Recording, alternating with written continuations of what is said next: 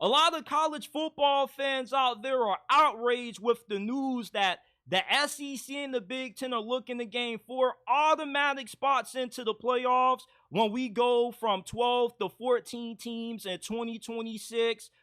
Most people view this no more than a power move on the behalf of the SEC and the Big Ten. They're looking to further grow their monopoly over this sport. And I agree with all those sentiments. However, we can't deny how big of an influence these two conferences have over this sport. All right, when conference realignment first took place and the SEC made the big power move to get the Big 12's two most storied programs in Texas and Oklahoma to join their conference, college football changed forever because the rest of the conferences out there had to be proactive because they didn't want to get left behind. The SEC was able to get a lot of revenue and their new media rights deal with the addition of Texas and OU. So, of course, Big Ten, they had to make their own moves to keep up with what the SEC was doing, and they had to steal some of the most storied brands from the Pac-12, that being Oregon, Washington, UCLA, and USC. And that caused the Pac-12 conference to pretty much crumble. The remainder of the teams went to the Big 12 or the ACC, and what's left of that conference now is Oregon State and Washington State, and they're trying to do their best to keep the Pac-12 name alive. They're bringing in a bunch of Mountain West schools, but these two conferences, that being the Big Ten and the SEC, they pretty much run college football. And although you disagree with this, and all of the other conferences are as well, they run the sport. Most people, when they are tuning into these games, they're watching Big Ten and SEC schools play because the majority of these two conferences have some of college football's most popular brands, biggest teams in the nation. And that's why the SEC and the Big Ten always have some of the highest rated games on a week-to-week basis with some of the matchups like Michigan, USC did great numbers, Georgia, Alabama did great numbers. Meanwhile, the same intrigue to watch Big 12 and ACC football isn't there. Georgia Tech, Florida State, they had great ratings in their week 0 game, but that's only because it was week 0. And when it comes to the Big 12, outside of Colorado, there's not really a big draw to want to watch that conference unless you are alumni for any team that plays in that conference, or you just are a diehard college football consumer like me and you got no problem watching any conference play as long as you're watching football. But from a revenue and a money standpoint, the SEC and the Big Ten have the kind of power to make these demands, and they probably are going to get them.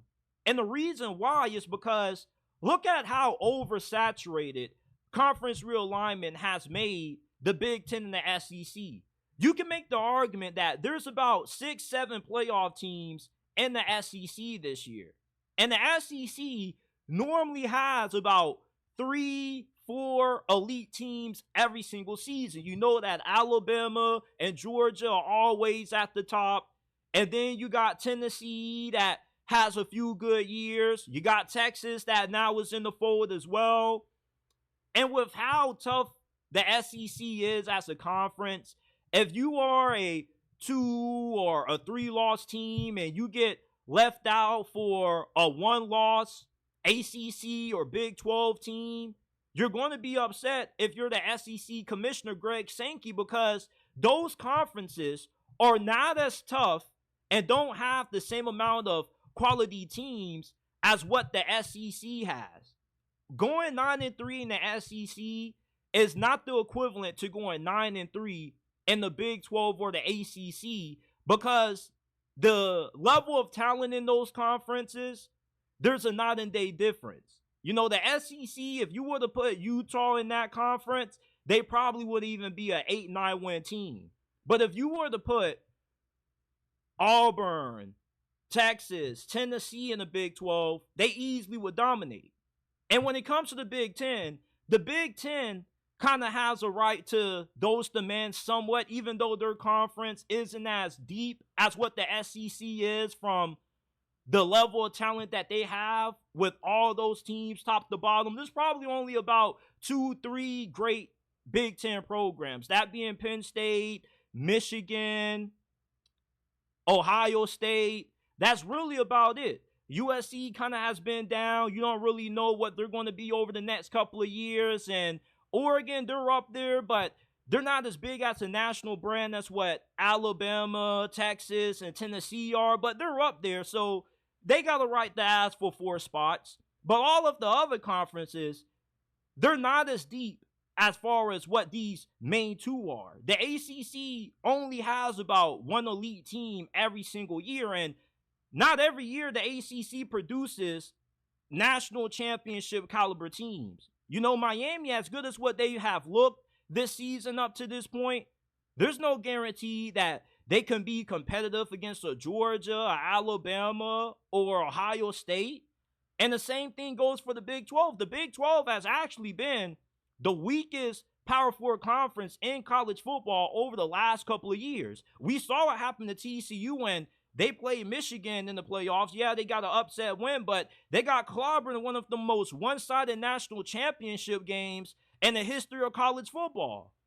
So just because we have this mindset that every conference should have fair representation, everybody should be able to have the ability to get the same amount of teams in, with the way that the Big Ten and the SEC are structured, you know, it kind of is a little bit unfair that if you got a team that played a difficult schedule due to the difficulty of what the Big Ten and the SEC is, and you get left out at 9-3 for a 10-2 Utah team, you know, that's going to piss a lot of people off, because your strength of schedule is going to be a lot difficult when you're playing in a conference as oversaturated as what the SEC is.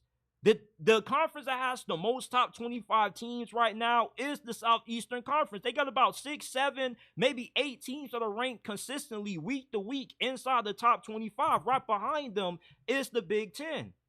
And with your in-conference schedule being so tough, you don't really need to schedule a tough out-of-conference schedule, because what's the use of, you know, losing those tough games and then you already got a tough conference schedule? You could be a 7-5 team, still be good enough to make it to the playoffs, but you don't get in due to how rigorous your schedule is. Meanwhile, let's say Tennessee goes 9-3 and they get left out for a 10-2 non-conference winner being Clemson.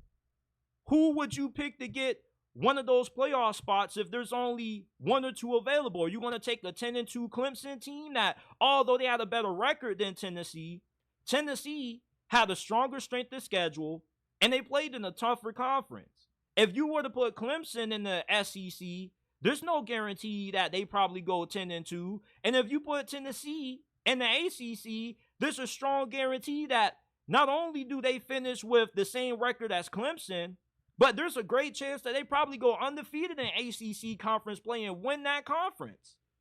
So there is levels to this when it comes to the level of talent in each respective conference. And it makes sense. You know, like, there's going to be years when the SEC is going to cannibalize itself. Same thing with the Big Ten. With you having a bunch of quality teams in your conference, you're going to have a good amount of upsets. And when you look at these teams from a record standpoint, you're going to say, man, what makes them better than an undefeated Miami when they got 2 losses? Well, those 2 losses came against top 10 opponents. Meanwhile, Miami, they haven't played a ranked team all season. So what gives them the right to have access to one of the last remaining playoff spots when they played a weaker schedule in a weaker conference versus a team in the SEC that played in the toughest conference in the sport with the tougher schedule?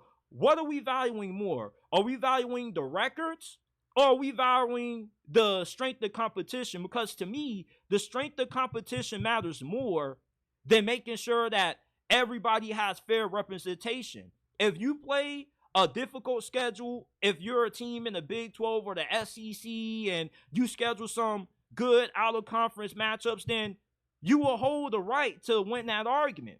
But if you're playing nobody FCS squads, blowing them out, and you don't really have a tough conference schedule in the Big 12 or the ACC, why should you be in if you don't win that conference and get that auto bid? Why should you get an at-large bid when the committee says that, yeah, you should be in over this 9-3 SEC school because your win-loss record was better? But the 9-3 SEC school that you're getting over, or that you're getting in over, they play better competition than you because of the strength of their conference.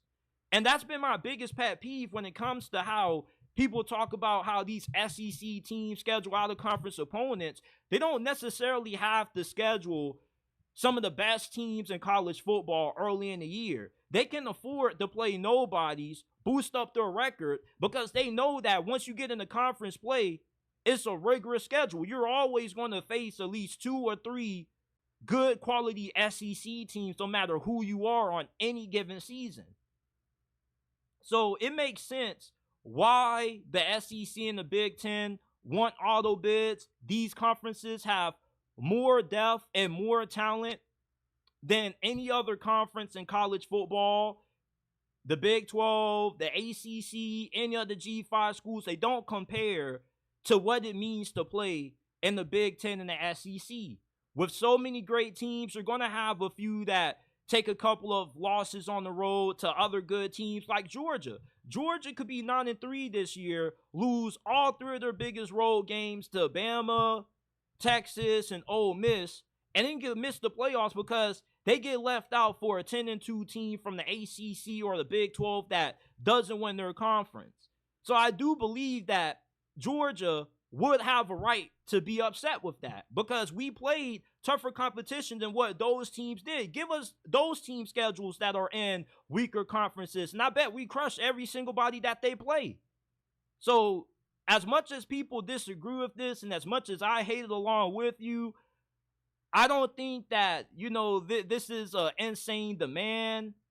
When you think about the complexity of these conferences, from how many quality teams they have, top to bottom, you can't name another conference that's as deep as what the SEC is in terms of championship caliber football teams. There's about 4 or 5 teams this year that not only are playoff capable, but they could win it all. You could say the same thing about the Big Ten, but you can't say the same about the quality of depth and teams in the ACC or the Big 12, which is why it's fair for the Big Ten and the SEC to demand for auto bids when we expand from 12 to 14 in 2 years.